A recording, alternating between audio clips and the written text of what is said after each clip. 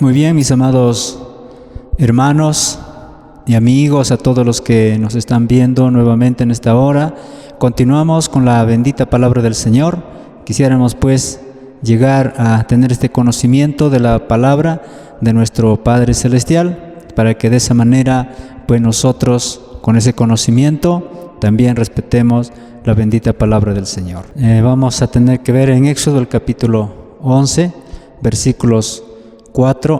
Dijo pues Moisés: Jehová ha dicho así: a la medianoche yo saldré por en medio de Egipto, y morirá todo primogénito en tierra de Egipto, desde el primogénito de Faraón, que se sienta en su trono, hasta el primogénito de la sierva que está tras el molino, y todo primogénito de las bestias. Y habrá gran clamor por toda la tierra de Egipto, cual nunca hubo ni jamás habrá. Muy bien, mis amados hermanos, aquí vamos nosotros a tener que hablar acerca de la última plaga que fue enviado a Egipto. Y tan solamente nos basamos en dos partes importantes.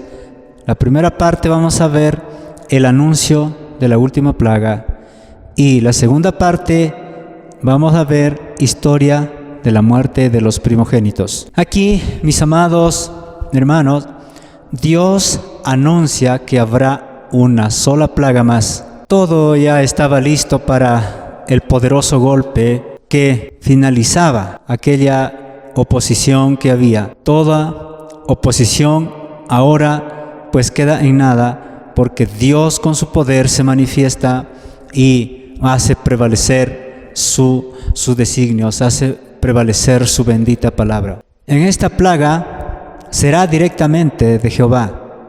Nadie va a tener que intervenir, ni Moisés ni Aarón, sino directamente de Jehová. Esta plaga trastornará toda la población egipcia. Entonces Faraón expulsará a Israel por completo de sus dominios. El pueblo recibirá una recompensa por sus años que estaba esclavo en Egipto, de acuerdo a la ley que había en aquel entonces. Y vemos, hermanos, cómo la palabra del Señor estaba en esta oportunidad diciendo de esta manera, en el capítulo 12, versículos 35 y 36. E hicieron los hijos de Israel conforme al mandamiento de Moisés, pidiendo de los egipcios alhaja de plata y de oro y vestidos. Y Jehová dio gracia al pueblo delante de los egipcios, y les dieron cuanto pedían. Así despojaron a los egipcios. Israel fue esclavo en Egipto, y pues tenían que, por la gran cantidad de tiempo que habían estado, tenían que ser recompensados. No tenían que ir con las manos vacías. Pues sabemos que Israel estuvo 430 años en Egipto. Entonces, cuando Israel ya recibe los mandamientos del Señor, también ellos tienen que cumplir esta ley. Allí lo vemos en Deuteronomio, capítulo 15, versículo 12 al 15. Si se vendiere a ti tu hermano, hebreo o hebrea, y te hubiere servido 6 años, al 7º le despedirás libre, y cuando lo despidieres libre, no le enviarás con las manos vacías. Le abastecerás liberalmente de tus ovejas, de tu era y de tu lugar y de tu lagar. Le darás de aquello en que Jehová te hubiere bendecido. Y te acordarás de que fuiste siervo en la tierra de Egipto, y que Jehová tu Dios te rescató. Por tanto, yo te mando esto hoy. Entonces, mis hermanos, así como ellos fueron recompensados por los egipcios, ahora también era necesario que ellos tengan que cumplir, si en algún momento tuvieran ellos un esclavo, a una persona allí. Esto siguió por mucho tiempo. En el tiempo del Nuevo Testamento también vemos, hermanos, una recomendación allí, pero es ya ahora una vida cristiana. Ya no es por una ley que tenga que obligarles, sino es aquí un fruto de una vida renovada en Cristo Jesús. Y esto lo vemos en Filemón, en el versículo 16. Y dice, no ya como esclavo, sino como más que esclavo, como hermano amado, mayormente para mí, pero cuando más para ti, tanto en la carne como en el Señor. Aquí se trata de una persona que se encontraba en la casa de este siervo de Dios, de Filemón. Y él pues no tenía que tratarle como a un esclavo, sino como un hermano en Cristo Jesús. Pues entonces en Cristo Jesús todos somos hermanos. Ya no hay acepción de personas. En Cristo Jesús somos iguales. Bendito es el Señor. También en esta oportunidad al pueblo se le prepara para la Pascua. Ellos tenían que cumplir este mandamiento del Señor, ¿no? Y en esa noche el ángel de la muerte pasará por las casas de los obedientes, pero en las casas de los incrédulos sufrirán las consecuencias fúnebres, porque en todas esas casas habrá un muerto. No habrá ni siquiera uno donde no haya un muerto. Los obedientes entonces pudieron salvar a los primogénitos. Esto es maravilloso, ser obedientes a nuestro Padre Celestial. Dios va a tener que castigar a los desobedientes, a los que no obedecen. Entonces vamos aquí en la segunda parte, mis amados hermanos, todos los que nos están oyendo. Esta segunda parte, en la cual dije historia de la muerte de los primogénitos. Capítulo 12, versículos 29 al 31 dice, y aconteció que a la medianoche Jehová hirió a todo primogénito en la tierra de Egipto, desde el primogénito de Faraón que se sentaba sobre su trono hasta el primogénito del cautivo que estaba en la cárcel y todo primogénito de los animales.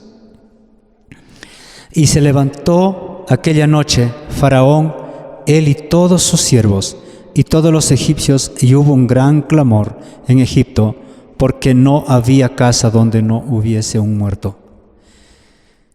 E hizo llamar a Moisés y Aarón de noche, y le dijo, salid de en medio de mi pueblo vosotros y los hijos de Israel, e id servid a Jehová como habéis dicho. Y que esto para nosotros nos hace entender que hay un Dios soberano, un Dios eterno. Al final, llegó entonces este golpe culminante para Egipto. Es una noche dramática e inolvidable, pues murieron todo primogénito de Egipto. En cambio, en Israel quedó libre de la muerte de los primogénitos. Esta plaga afectó mucho. Entonces, como podemos haber leído, Faraón llama a Moisés y Aarón de noche para decirles, levantaos, salid de en medio de mi pueblo y llevad todo tal como habéis dicho. Entonces aquí ya no valieron las propuestas que él había presentado antes. Él está decidido, él se rinde, él más bien se somete. Entonces, mis hermanos, Dios es el que humilla al altivo y Dios es el que exalta al que se humilla. Alabado sea el Señor.